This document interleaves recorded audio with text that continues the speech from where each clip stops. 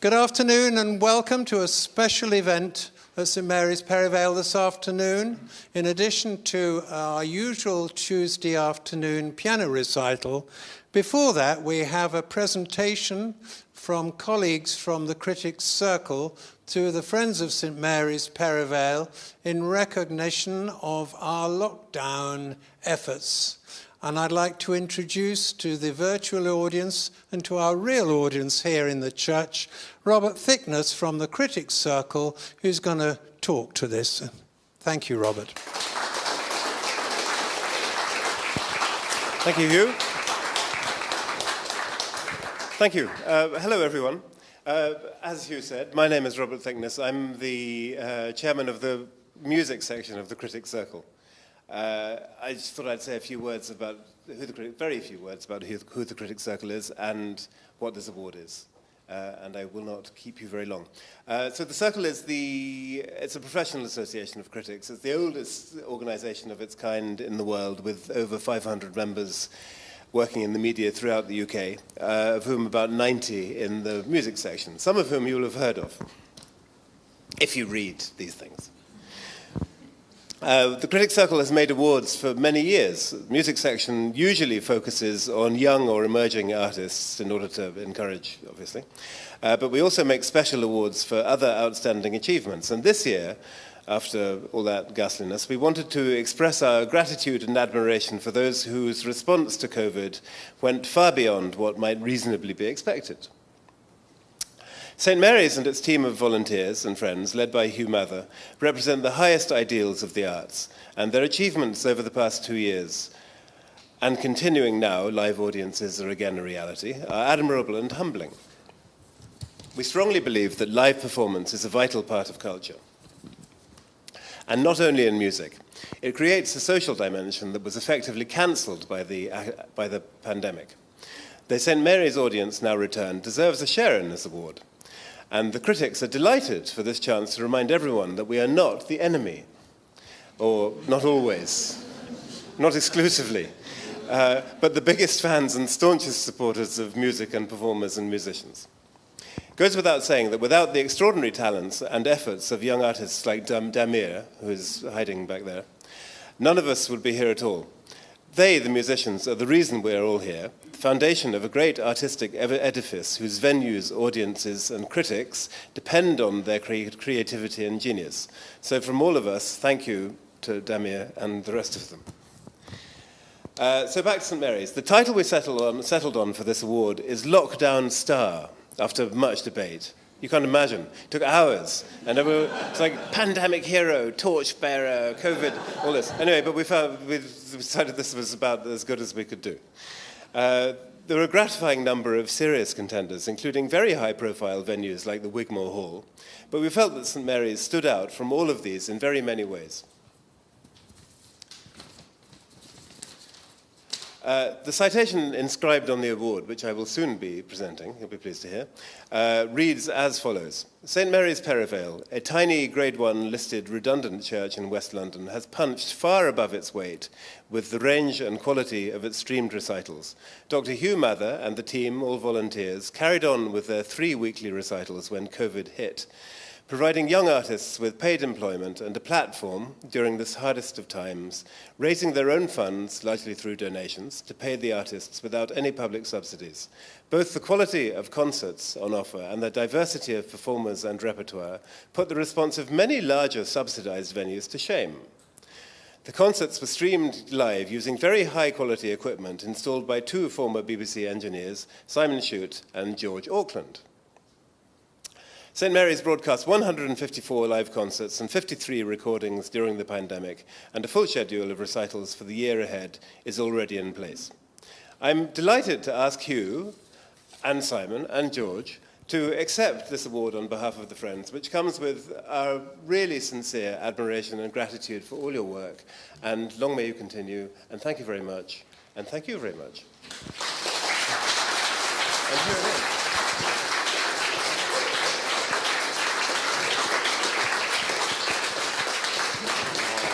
Here it is. Amazing.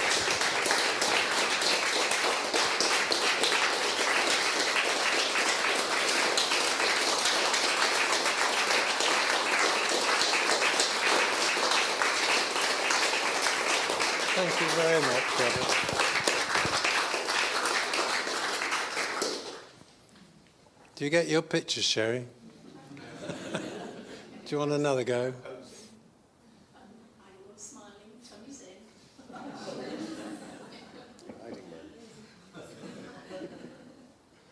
on trial with this.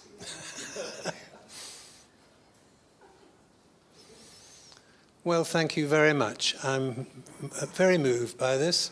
It is not my award, it's the Friends of St Mary's Perivale.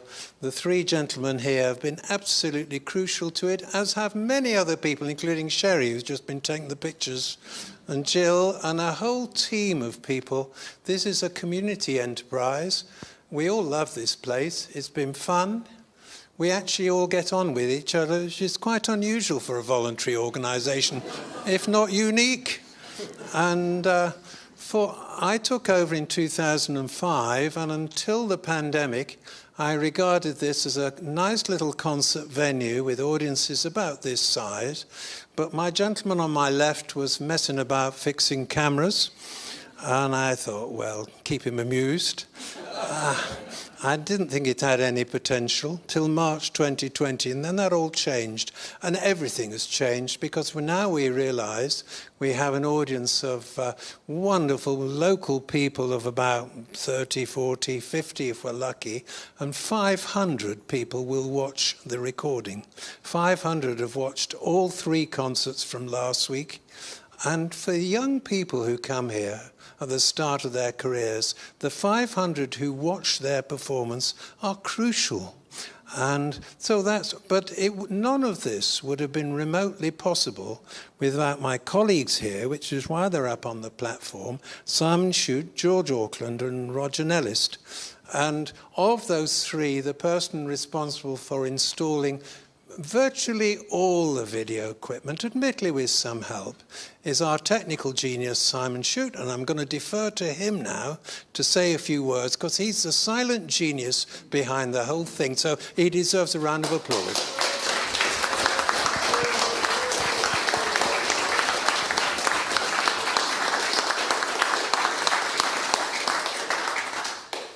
Well, thank you very much, all of you, and Hugh, of course.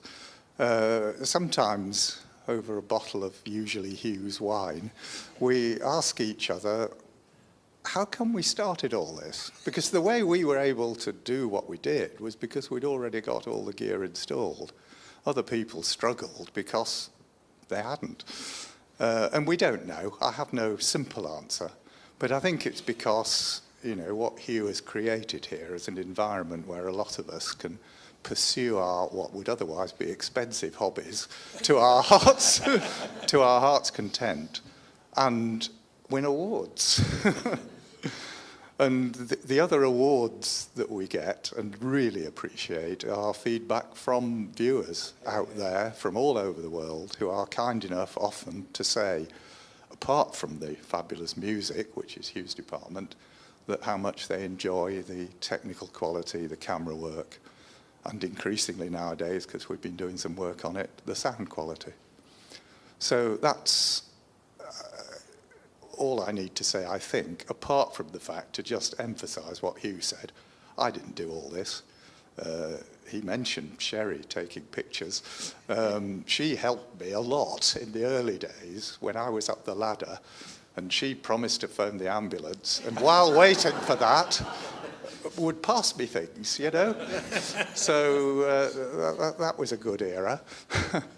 And I've got a fabulous team of people, of which George is a key member. I mean, George sorted out the PayPal on the website, without which, the lockdown would have been fun, but not very profitable.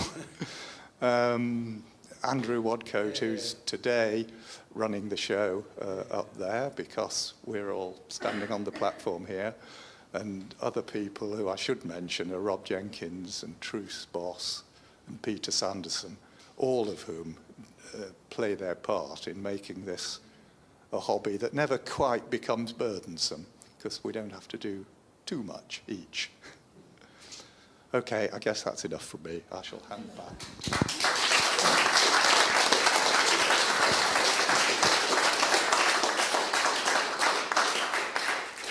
And I think that's enough from me too. I think we need to press on with the concert. But Robert, thank you very much indeed. This is a wonderful thing to happen. Would you like it now? You must have it. I'm scared of dropping it, actually. Simon, you hold it. You'll have to... And thank you very much once again. Let's press on the concert. The other thing, the people to thank, are our audience, because you lot have supported us through thick and thin, and it wouldn't have been possible without your donations. Several people here have been incredibly generous with financial support. They know who they are, and I know who they are, but we don't publicise it. But I'm extraordinarily grateful, because without that, none of this would have happened as well. So it's a glorious day. Thank you very much, Robert. And let's enjoy some piano music now from the wonderful pianist Damir Dermanovic.